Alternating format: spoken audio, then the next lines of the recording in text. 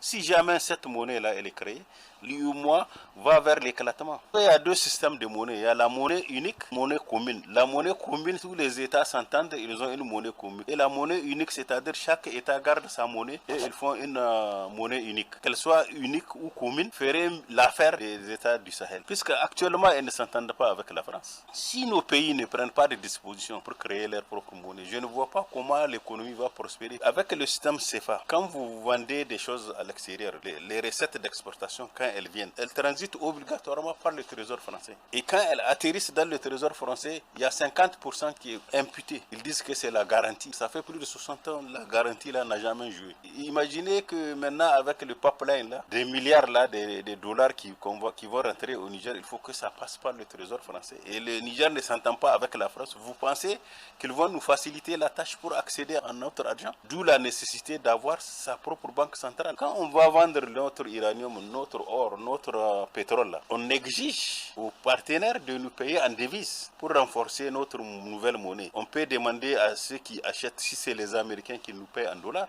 si c'est les Asiatiques qui nous payent à leur monnaie, les pays membres de l'alliance de l'Iptako Gourmala n'ont pas de choix. Si tel est leur objectif de tendre vers le développement économique et social, ils sont obligés de créer leur propre monnaie. Tous les trois pays sont producteurs de l'or. Or, pour créer une monnaie, il faut avoir une richesse équivalente.